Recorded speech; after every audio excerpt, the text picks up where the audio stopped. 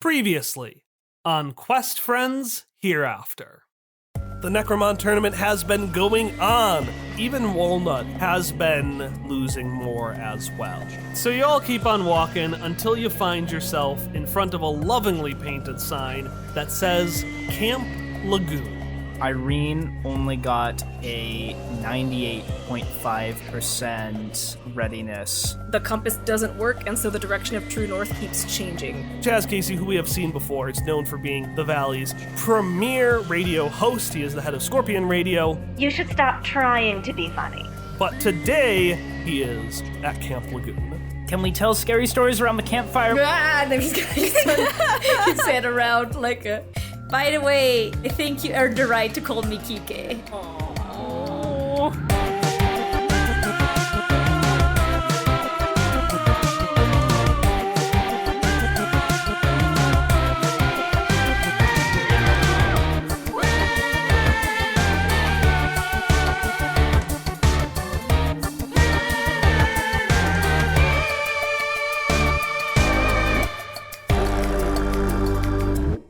So, Ari, Me. does Kike sleep? Yeah. Oh no. Oh. Another sleepless character for Ari? I'm going to say yes. But it's like a skeleton sleep, so it's like, it just looks the same. He just doesn't move. So he looks actually like a skeleton dead. That's so fucked up. Does he take off his glasses? Yes, so that he looks even more like a skeleton. And skeletons, for some reason, like to cover themselves in dirt as blankets. So it looks even more messed up. This is horrifying. I was just imagining, like, a Party City skeleton just propped up in a chair, but this is worse. Nope, now he's taking a dirt nap. Oh my god, it is a dirt nap! Alright, so it is night. You have all shaken off the scary stories, you've shaken off the s'mores, you've gone to bed. Does anyone have any nightly routines that we should note before my NPCs start ruining everyone's lives? I mean, Kike just, likes to take his time. He likes to read a book before going to bed. Just taking his time to get comfy in his dirt. Drink some tea as well. Okay, what kind of tea, actually? Oh my god, I don't know. Chamomile tea. Okay, that's fairly fragrant. Are you two gonna have a tea party? You hear a little tapping on your tent. Just knocking on the flap. Oh, he's gonna raise his non-existent eyebrow because skeletons do not have that. But after that, he's gonna just turn around and be like, who's there? And open his tent.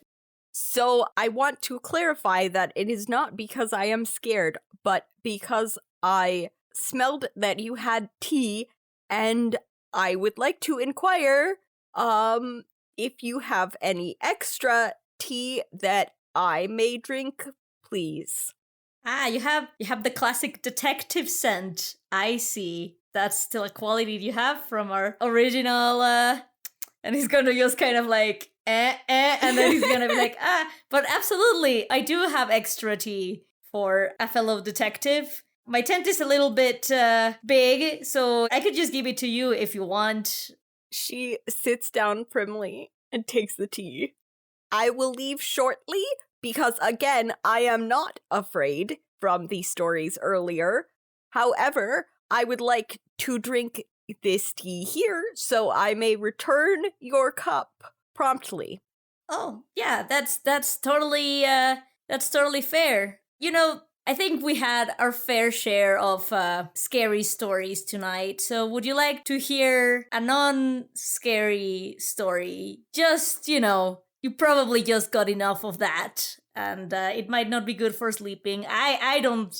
That's why I'm reading this book. It's so that I don't have those stories with me when I sleep. So do you want to hear other things before you go to bed?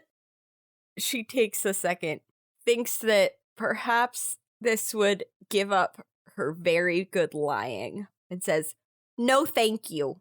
She's just gonna sit in silence and drink her tea. This reminds me of this one tale I used to tell my kid, a long time ago. It's not important, but and then I don't have actually anything prepared for this, but he's just gonna like tell some story that The tale of the lonely woman. Sparky, what are you up to tonight? Wow. Fuck you! Sparky, I don't know, she's stargazing. If the tent area is here, there's like a small clearing, not that far from it, but not like in it. I'm just gonna lay on the ground and think about my life. So fuck you, because I was planning to be the lonely woman. And what about you, Hilda? Hilda, I don't have a fun way to say Hilda goes to bed. Hilda crawls into a sleeping bag, just sort of lies and stares at the ceiling until sleep comes. Oh, actually, I did lie. Hilda cuddles with Booker. Aww. Is cuddling a book comfortable? Genuinely curious. Depends on the book. Is Booker comfortable? I would like to think so. Like, I imagine the texture of Booker's cover is like, you know those books that have like tiny little grooves, so there's like this texture you feel on it. The one you're talking about, it's not like a smooth hardcover, it's like a textured hardcover, and that somehow makes it way easier. Yeah, like that is what I imagine Booker is like. So he's like cuddlier. It's a nice texture. Yeah, I gotcha. All right, so you're sitting there, you're cuddling with Booker, relaxing, going off to sleep. And as the dreams come, Hilda! Suddenly, Walnut is just leaning above you. Hilda, we gotta go. What's wrong? Well, nothing's wrong. Everything's good. We gotta go find the monster from Camp Lagoon. Wait, but from the story?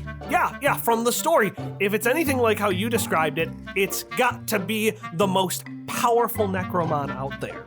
But Walnut, I made it up. Let's go. I made up the story. Let's go. No, it's a scary story. But I mean, Freddy says he saw it. What? Come on. I'll show you. Come on. Hilda's gonna like begrudgingly put shoes on again. So you come out and you just see Freddy's outside the tent. Hi. What do you mean you saw it? I saw the light from the treasure chest right over there. And we're going to say that because Kike popped out of the mud and I don't want it to just be physically right there, we'll say that like it's deeper. It's deeper and it actually stretches out a further way. So you can see further out past where the deadly nightshade is, there is a little faint light that looks almost like the reflection of a star, except none of the other stars are reflecting in the murky knot waters. This is a bad idea. We shouldn't go out there. But it's the strongest necromon. I made it up. That's not the thing for my story. Then what is it? I don't know. What if it's like a necromon that makes stories reality? That would be really strong. I feel like there's a different explanation for why there's a light in the lagoon. But fine. We'll go. We're not gonna go in the lagoon. We're just gonna get closer so we can see what it is, and then we can go back to sleep. Okay? Yes. Oh, You're gonna wake everyone up. Yes. And the three of you go off, and sure enough, the remaining party members hear a loud yes yelled from the middle of the campsite. I think if Sparky heard kids yelling like yes from the middle of the campsite when they were supposed to be asleep, she'd just turn and be like, haha, classic, and then turn back and continue stargazing. She did this shit all the time when she was their age. Let the kids have their mischievous midnight fun. Investigating monsters, what's more wholesome? Kike would pop his head out and just be like, I just want to make sure that everybody around is okay, but I am not leaving. And he's going to just see if he can see things with his flashlight, being like, remember, it's lights out, kids. It's gonna be a long day tomorrow. I think I will go to bed now because it is lights out, Irene says, fully intending to go find out what's happening. Yeah, that sounds good. It's a little bit dark out, so don't mind me. I'm going to just make my rounds and start by the direction of your tent and then walk on other places. So he's going to do it to casually just walk her in without telling her, I'm walking you to your tent. Because, as you know, I am incredibly intuitive. I can tell that what you are doing is a kindness, and even though it is not necessary, I appreciate it. Okay, goodbye. Irene hurries into her tent, and then, like, there's maybe a tiny little gap in the flap at the bottom, and she's gonna, like, peek out until Kike goes. Since I assume Irene, like, goes to her tent really fast, as she said all of that, Kike's just going to, like, under his breath, just be like, "You're welcome, kid." Aww. And then keep just looking around with his flashlight just to see if there's anything of place. Yeah, I'm not going to have you roll for this, because I don't think Hilda was particularly trying to be sneaky or anything. Like, Hilda is trying to keep them quiet, but I don't know that she could. Yeah. Okay, he's going to yell like, "Hey kids, it's lights out time. You can explore whatever you think might be in there. I promise we'll be there tomorrow when there's full light and a bunch of kids, and all of you can explore together." Faster, Run! faster, faster. Go, go, go, go, go. Into the deadly nightshade. No, wait, no, that's where the deadly thingamajiggy thing is there that only works at night for some reason. Kids, no, wait. Do we want to roll a competitive take action? We certainly can. Let me just. Yeah, let's do it. We're going to roll a competitive take action just as you run away from Kike. Oh boy. Right.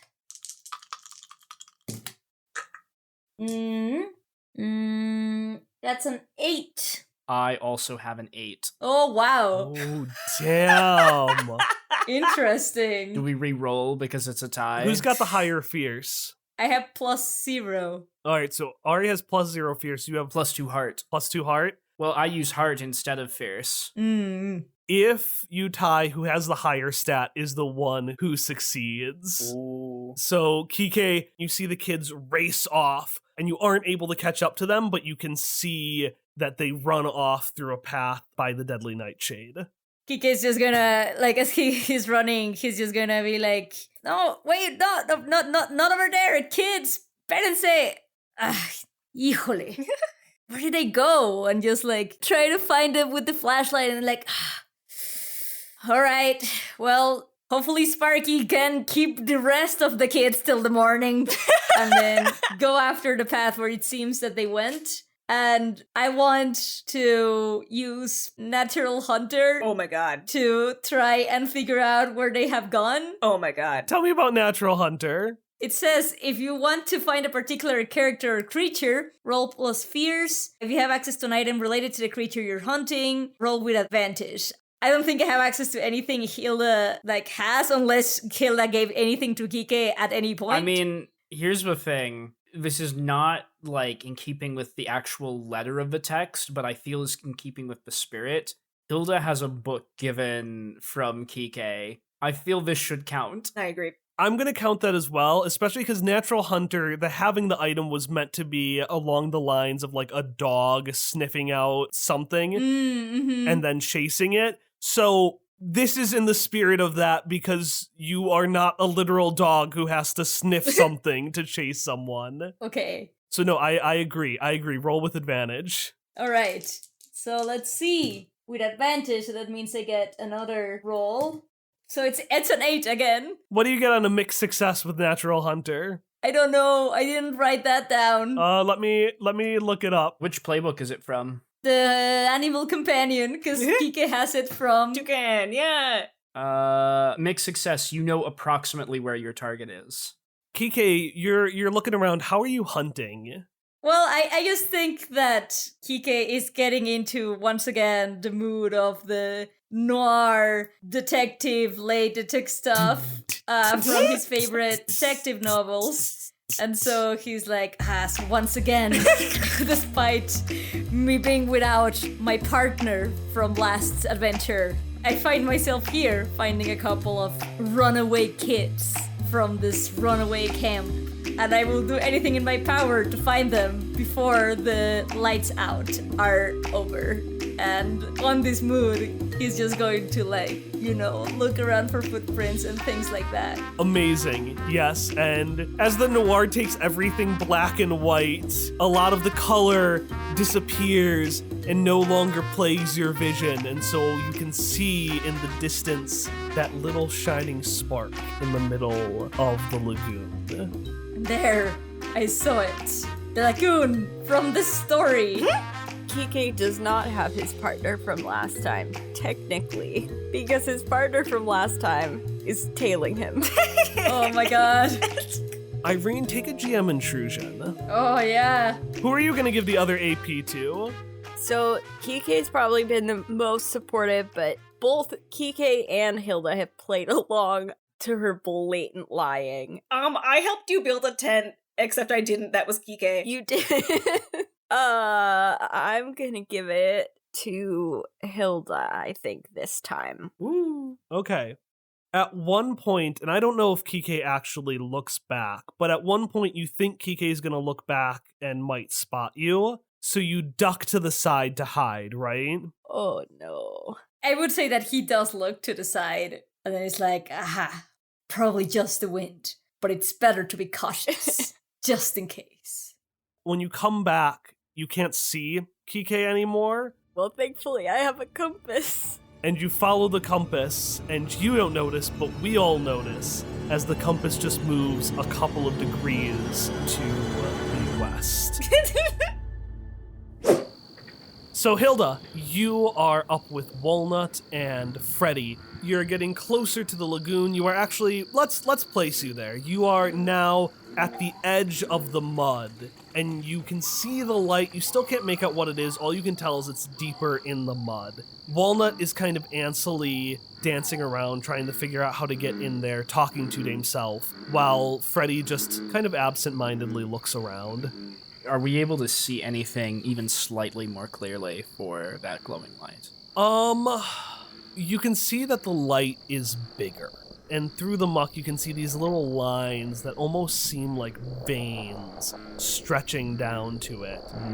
There's not a whole lot of light otherwise. Like in the moonlight, you can see stray things around you. It almost looks like there were arts and crafts here earlier. Like you can see little bits of orange yarn. You can see some cotton stitched together and some other miscellaneous stuff around you. But nothing that would specifically tell you how to get into the mud.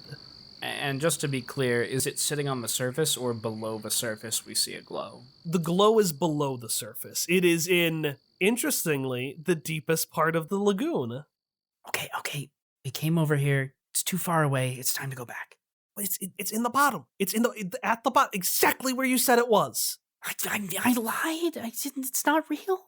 If it's not real, why is That's how people die. That's why it's a scary story. Well, I mean, that's not how I died. I know, Freddy, but like some people.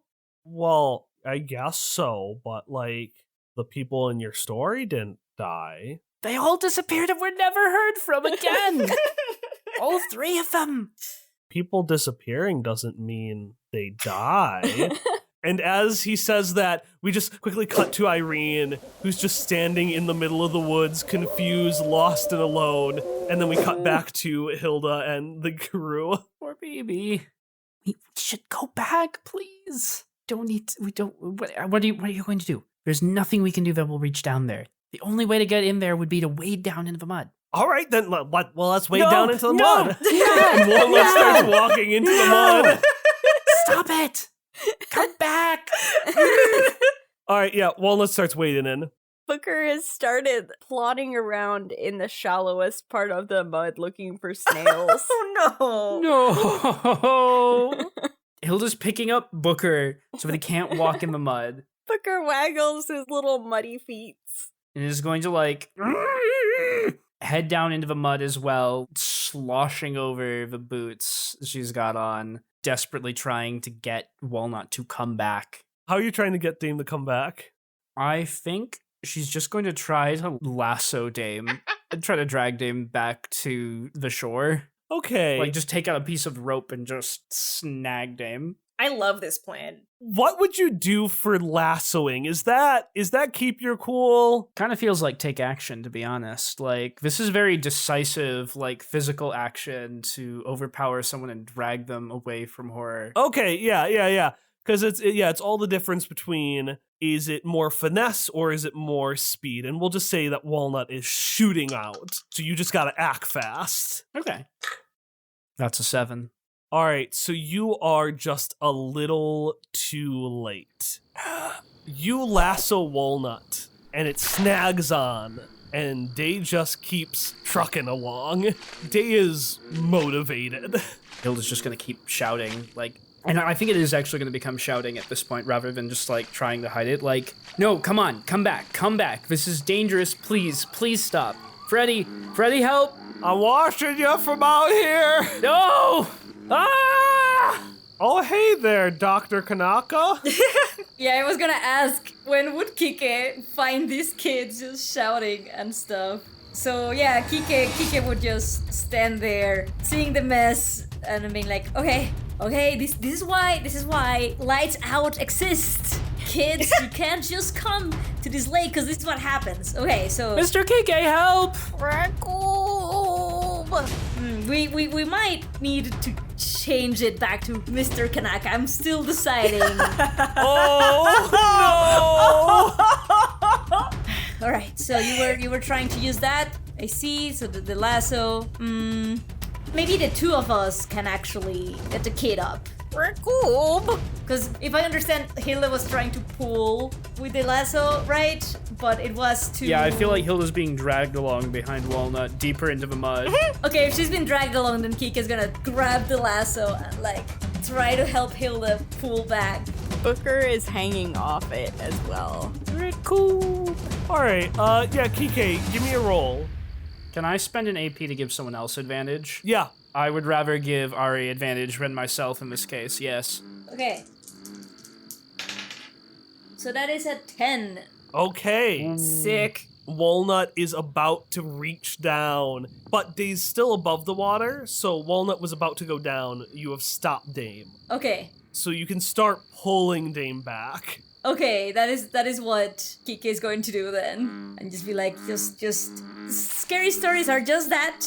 They're just stories. They're not excuses for kids to come and go in the middle of the night without an adult to explore and figure out whatever things are going to be true or not. You might end up like some people that I won't name and might be in the vicinity of this camp if you follow leads like that. And he will say that as he's pulling the lasso. And yes, I meant Sparky. Thanks, Ari. Let's explore Sparky hanging out, looking at the stars. Yeah, actually, I have a follow-up question, which is now that there's actual screaming going on because Hilda was like, ah, don't go in the mud. Can I hear that? Yeah. Hey, maybe even Irene will hear the screams. Yeah. I don't know how far Irene has gotten off of the path. That might make it scarier to just hear like a distant scream in a direction you don't know. Yeah. Very funny, though. It's not funny to Irene. Well, Oh, poor Irene. okay. If there's actual panicked screaming, then Sparky will get involved. She would hear Hilda screaming, roll her eyes and go, "Ah, amateurs," and then get up, dust herself off, and head down towards the screaming. Before you're about to leave, you see a cowboy leaning against a tree next to the clearing. And Chaz Casey says, "This, your protege?" Sparky nods proudly and says, "She sure is. Needs to learn a little bit, though. Gonna go, sort this out." Oh, well, certainly does. After all, our job as teachers. And he throws you a camper's little light. Like one of those, like, the flashlights you hold from the top that are like, Yeah. like the bulky ones. Yeah. Is to make sure the future doesn't replicate the past, but they do better. Sparky feels like that's particularly targeted and she doesn't like that. So Sparky will, well, good thing I'm not a teacher. He's gonna do the cowboy thing where his hat tips down and he raises his God. eyebrows at you. Damn it. What? That's enough to get... What? You know what I mean. Oh, God. You could just say what you mean. Going all. You know what I mean. Oh, God, you sound awful. And with this, she's turning on the flashlight and heading into the woods. And then she'll go, "Are you coming? And I have a question for you." He rolls his eyes in a knowing way and follows along. All right. Who writes your radio plays? My radio plays. Your radio plays, you know, the Pickle Pals radio plays. Oh, where the we Pickle recount Pals. our adventures. Yeah, I've never listened to them except for once. Of course, you would be asking about that. No, that was, I put that together. It's a little side thing. You wrote the Pickle Pals. Well, yeah. That's what I've learned to do, Sparky. I've learned to entertain. Lucas helps kids, and you, I fight for the truth, which is why I think you are priding me wrong. I came off as a touch abrasive. I wasn't that mean to everyone. You know, it's just like I just feel like it's wrong. I just feel like, you peppered in some unnecessary characterization to drama, and it's not, it was better than that. It was way better than that. Well, okay, yeah. The golden years and all that was better than what you're portraying. Part of compressing someone's entire life into a small little play will do that, Sparky. But I accentuated what was there. Accentuated. I know what accentuated means. God, you sound like Elliot. He corrected me on rutabagas. Is it rutabaga or is it rutabagas? It's rutabagas, like with an S, because it's plural. No one says rutabaga. Except for Elliot. Nobody cares what Elliot says or thinks. In the distance, Irene doing a high five. Nobody cares what Elliot says. She says, talking about what Elliot says. Okay, well, you know what I mean. And then I tried to do a cowboy hat tip like he did to me earlier. It doesn't work as well because I don't have a cowboy hat, but I do it. I know what you mean, Sparky. Thank you. God, it feels like no one just agrees with me. It feels like everybody's fighting me on everything all the time. Well, in my experience, when somebody finds themselves in a lot of fights, they tend to be the ones picking them. Or a victim, Did Lucas ask you about getting together when, he was gonna be back in town? Chaz laughs again, and then his face grows serious. Sparky, can I ask you a favor? You're gonna do it anyway. Don't break his heart again.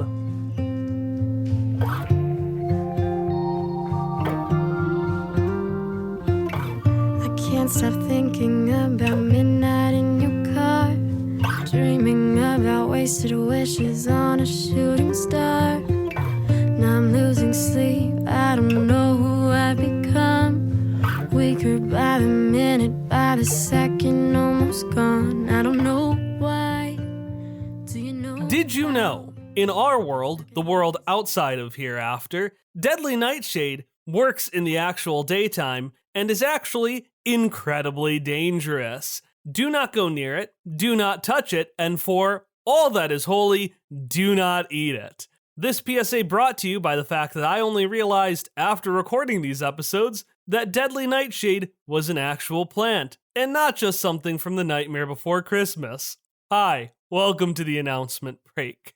Don't got a whole lot for you today. I mostly just got a promo for another show. Because, you gotta wait a whole 2 weeks between episodes of Quest Friends. And in that time, didn't you wish there was a show that kind of fit the same itch? A show that, for example, might be about found family in a world that is both very mundane and very absurd. One that, maybe for their second season, made a homegrown Powered by the Apocalypse game inspired by, among other things, Gravity Falls. Because that show exists. Monster Hour is a narrative-driven actual play podcast about found family, supernatural strangeness, and the hilarious horror of everyday life. Their second season explores the supernatural suburb of Somewhere, a town where the otherworldly is ordinary and the mundane terrifying. Just like Quest Friends, Monster Hour has a not-so-heroic cast of main characters this time around. They have crisp editing, and they have original music, which is something even we don't have. And they've got a whole bunch of wonderful oddities. Some of my favorites being a customer service bureaumancer, a recurring weather event that is just thousands of human screams, and then my personal favorite, a Gestalt hive mind in the form of the local PTA. So while both Quest Friends and Monster Hour have a focus on Gravity Falls, we actually have this interesting split where I focused more on things like Amphibia and the Owl House and that kind of kids cartoon, where they focused on the horror aspect of it. Other touchstones they mention are things like Infinity Train, Over the Garden Wall, Welcome to Night Vale, and Alice in Wonderland. is a very interesting way to scratch a similar itch, but from a entirely different perspective, and I think that's really interesting. But don't just take my word for it. Here's what the creators of Monster Hour have to say about their show. Hello, everyone, and welcome to Monster Hour, an actual play podcast about weird heroes, found family, and the stories you make when you go off the rails. Step through the looking glass and into our Season 2 game of Absurdia, a modern fantasy role-playing game about the absurd humor and understated horror of everyday life. Join demi-ghost lifestyle blogger Claire Claremont. I do terrify people in town quite often. Community radio host Duncan Oliver. Investigative, friendly, a little flirty. And woe-begotten time traveler Max. The time cat is the reason I got unstuck from time. As they navigate the surreal suburban town of somewhere. The Screaming Fog. Oh, shit. The City Council, praise be. I don't even refer to them by name. I don't want to give them that kind of power. Bus is sentient, Bus is alive, Bus is forever. A leviathan of steel and tinted glass. Run! Run! If you're a fan of Welcome to Night Vale, Alice in Wonderland, or Gravity Falls, you'll love Season 2 of Monster Hour. New episodes every other Tuesday, wherever you get your podcasts. If you found that interesting, you can find Monster Hour at monsterhour.podbean.com or by searching for Monster Hour wherever you listen to podcasts. New episodes come out every other Tuesday, so if you're listening to this episode the day it comes out, you got a brand new episode you can listen to tomorrow.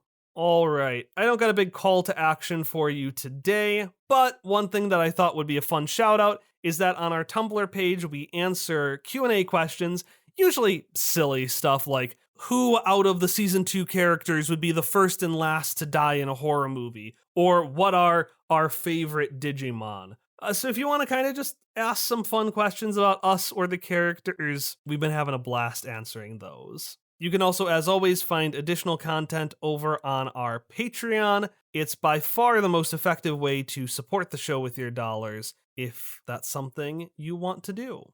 But whether you check out Monster Hour, our Tumblr, our Patreon, or just wait for the next episode, our next episode, which I realize right now is still unnamed, Part 1, will be releasing on Monday, October 17th. I'll see you there.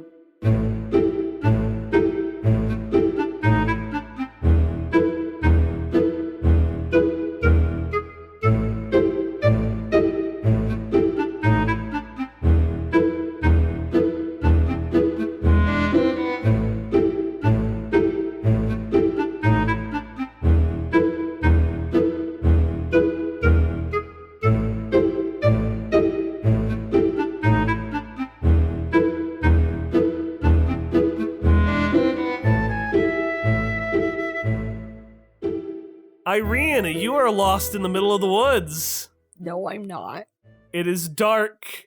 It is damp. Okay, so maybe she's slightly lost. Yes, that might be correct. But she is still just following her compass, because why would her compass be wrong? Bless her! Bless her faith in this machine. We're gonna end this episode with Irene just at the top of the mountain alone. No. I'm totally fine with Irene just stumbling into camp in the morning. Like, you can just occasionally cut back to her still lost. She could be guided by, like, some cute. That's what I was, yeah. In front of you, Irene, there is this dog-like figure in the shadows. Irene jumps and throws a stick at it. Are you trying to intimidate it, or what are you trying to do? I think intimidate, but also she was just startled. Yeah, roll me convince somebody with fierce. Okay. 11. Okay, You sent this to help me. I sent this And to I help ruined you, it. and it is successfully scared away. That's so funny, though. I also pictured the stick, like, falling to the ground several feet in front of it. Like, it's a light stick, so it doesn't go far, and she didn't throw it that hard. It hits the creature, Oh. and you notice that the creature is actually a couple of feet lower than you thought it was. And with an alarm, you hear "Time!" as the creature runs away. Am I just gonna run into Rasputin? Ah, did you see something, my bridal rat? Oh god, why? What the fuck? Why is he here? He's everywhere. It's because it's in the dark of the night. I mean, we are in the hills where he lives, so, like, it's the dark of the night! I made that joke earlier! The dark of the night, evil will find her! I made the joke earlier! I know, but now Rasputin is here, so I had to bring it back up. Singing the songs with his boidle rats! Who is there in the dark of night? You need not be afraid, though I cut an intimidating figure. Let me pass, and I will not have to injure you greatly. Oh, you want me to let you... Wait, hold up a second. Did you just threaten me with violence? No, Did you not just say injure me? it was merely an opening remark that holds no weight if you don't want it to. What are you doing here? I'm following my compass. Following your compass. Well, that's mistake number one. Aren't you supposed to be by lake? Who are you? Who are you? No, who are you? Who are you? Who are you? I am. Ah, yes. I am Rasputin. It took me a moment to remember. You must understand. I do not understand, but I am capable of empathy and so support you in your confusion, she says as she slowly sidles around where she thinks the voice is coming from. That is not direction of lake. But my compass says that it should be in this direction. Compass, schmumpus. Such things are useless. Now, Boidle Rat. Nose of Boidle Rat knows where things are. But a compass just points to the north. A nose has many different smells to keep track of. I am confused. Fine. Follow compass. You will do nothing else rest of episode. I do not understand half of what you said, but perhaps you can impress upon me the validity of your claims if your Boidle Rat is to lead me to the camp. You want to borrow Boidle Rat? Maybe. Rasputin will lend Boidle Rat, but you must help me in future. I don't know that I like that. I would like you to explain to me why I should not just follow my compass. Cause compass is worthless. We cannot just repeat. Explain why you are saying that it is. Look at compass. Look at compass. You see? You are not moving, and yet it is wavering back and forth. Well, you cannot see because it is too dark. Because again, you went in the middle of nowhere. But it would be moving back and forth. Okay, fine. It is deal then. Irene doesn't like this. I don't like this. I really don't like this. I love it. Well, good for you. Deeply upset. Very unhappy. Rasputin stretches out a hand. The handshake feels interesting. It's not like you're just shaking his hand. It feels almost like your shadows themselves are shaking hands. I don't like this. He says, that was good decision. Anyway, on you go. Can follow Boidle Rat. You keep Boidle Rat. Rasputin has many.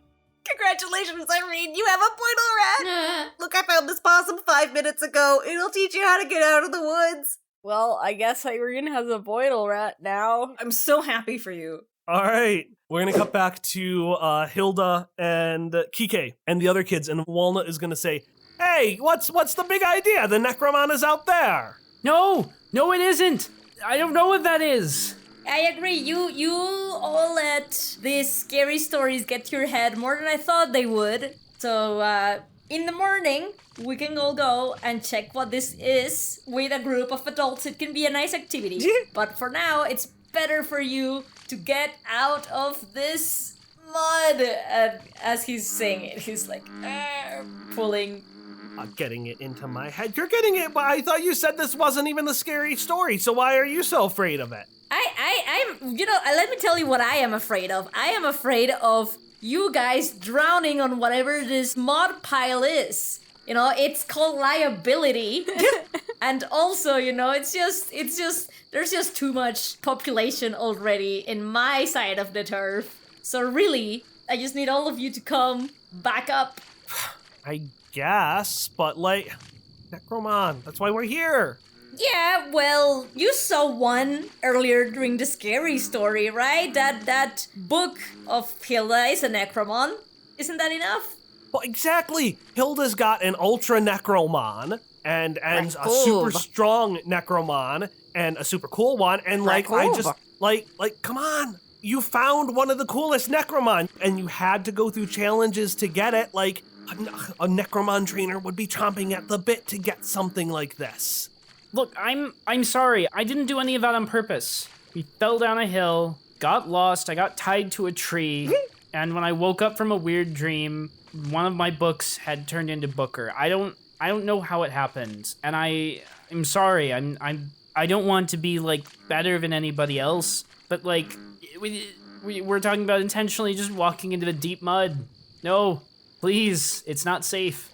May I also add that I happened to be in that such predicament at the time, and we barely made it out alive, quote unquote, or the equivalent. So it's honestly not worth it, kids. And again, it might still be here in the morning. We can hold as a camping activity during the light when it's not lights out. Come and see whatever you think is in there.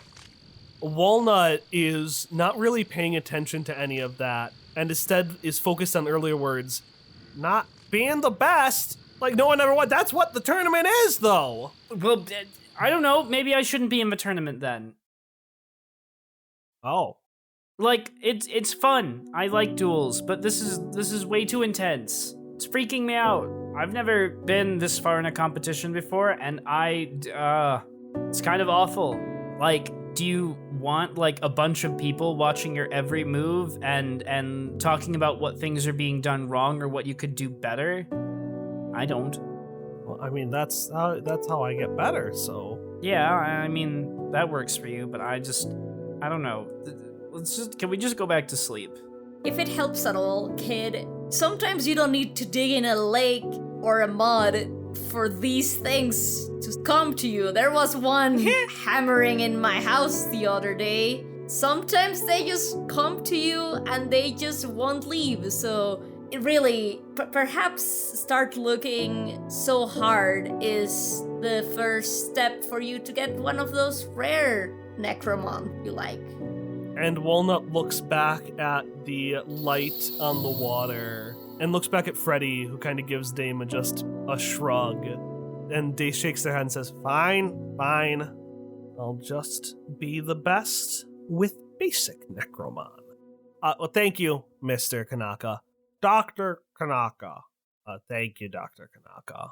That was kind of it's called a flex towards that one guy. I mean, I don't actually, I kind of don't, I feel uncomfortable people just calling my title. I mean, I did study hard for it, but you can just call me Mr. Kanaka, it's fine. I knew it was a flex. And I did know. Hang on, you still call me because I know who's behind me. So you still call me Dr. Kanaka because I did earn my PhD. So you have to call me by that name, sir.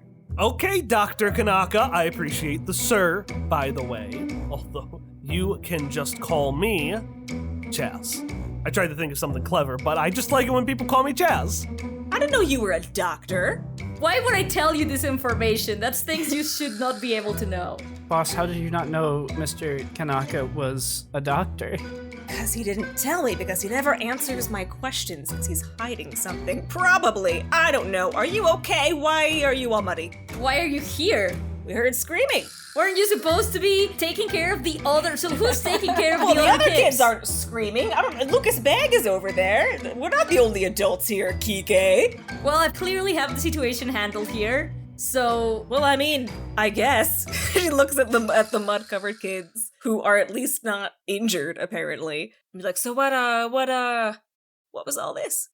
Hilda is going to stay silent and look at her feet. Oh.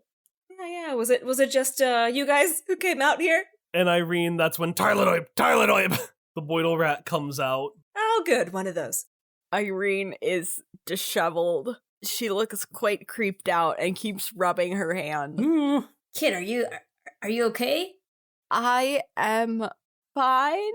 Apparently, compasses are lies, and the only thing that actually directs you is trash possums. Tyledoib! The Boidle rat picks up some of the yarn and some of the cloth and, like, wears the yarn as little hair and the cloth as a second skin. What? I may have signed away my soul to a strange person in the dark, and I guess I have... Oh, I did that like a month ago. I'm sorry? Continue. This is the coolest story you've ever told. Sparky, that's not the time. And now I guess I have a Boidle rat. Yay! Yeah, you came out on top. Good for you, kid. Dr. Kanaka's got this handled. She's shining the flashlight from disheveled Irene emerging from the woods back to Kike. Like, got this handled. Okay. Get that away from me! And he's gonna like shine his light into Sparky's face as he's like, You get your light away from me! Anyways. While this is happening, Hilda's going to sidle up beside Irene, and after spending 1 AP, I would like to shove a dirty and crumpled $5 bill into Irene's hand. Oh. No words, just like... Thank you. I guess I won't buy myself a new compass, since they're actually not real. I think the compass might just be broken. Why were you in the woods, kid?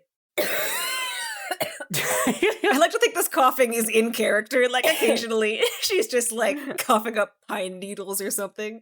I was confused as to what was happening, and so I ventured forth to learn, and I learned that apparently my compass, or maybe all compasses, aren't good, and I have a rat now. Look, the list of things you can rely on is just going to dwindle the older you get.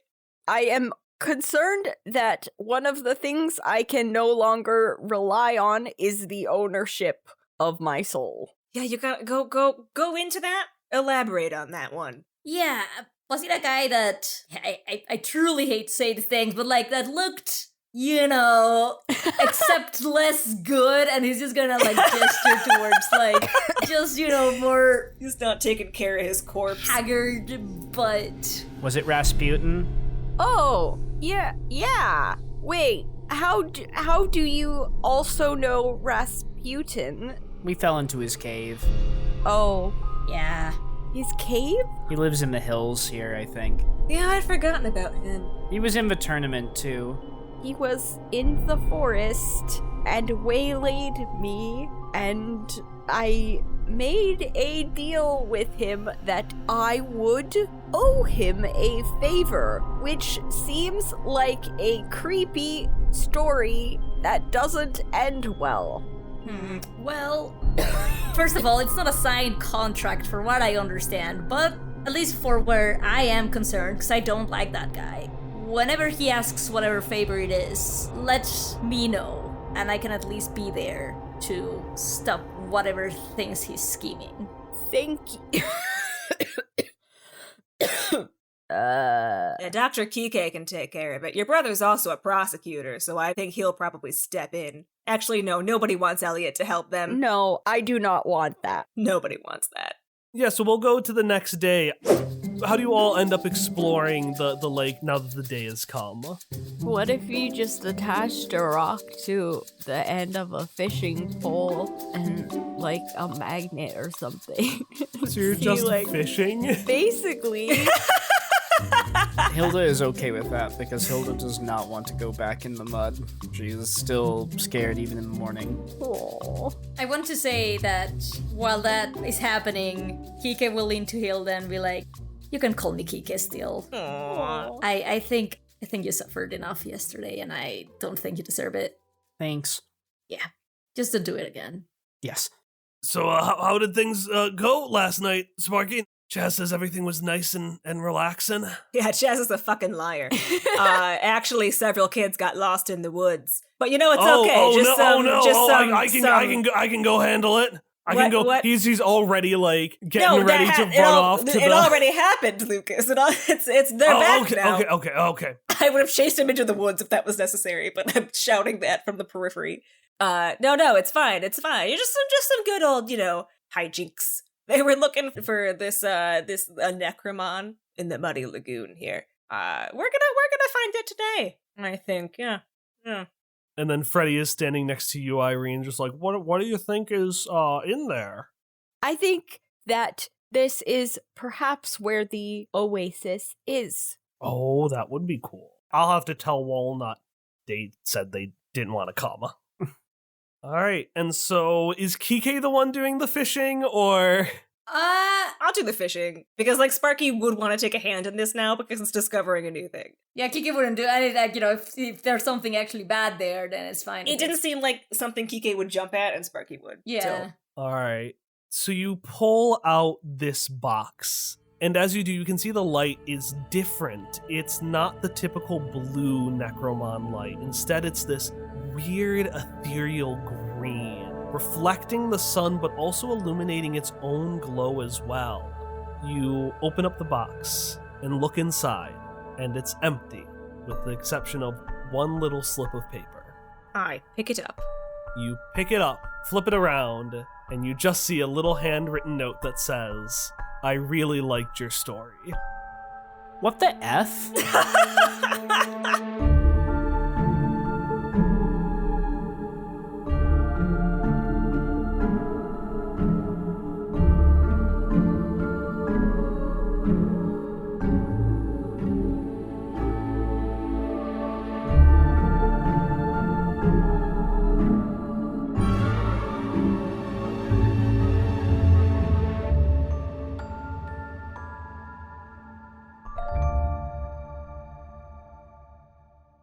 Did that tent ever get set up for Sparky/Lucas? Well, I assume they were not sharing a tent. Do you think Sparky wanted them to share a tent? Well, obviously. I mean, yeah. My guess is that Kike had to set up the rest of the tents when he got back, because they were just the tents for the adults. What? Sparky didn't bother to set it up. That's why she's stargazing. Fuck this tent. Fuck everything. We might need to change it back to Mr. Kanaka. I'm still deciding. Oh no! Is that too bad? Is that too bad? No, I just feel bad. No, I think it's hilarious. It's a very Stephen Strange moment. I feel very bad for Walnut having inadvertently caused this to happen. If it's bad, we can. No, it's good. I like it. No, it's really good. Okay, that's why we got a reaction. I appreciate that Chaz Casey, despite hearing the screams, he's just like, is like, you know what we need right now? An intervention with Sparky. This is the important thing right now. The future generation matters a lot, Sparky. Oh God. We've got to be responsible wardens. Help, please help. That's such a genuinely good gag, though. Irene's slowly dying from a deal with Rasputin. I know. Only he can cure your hemophilia.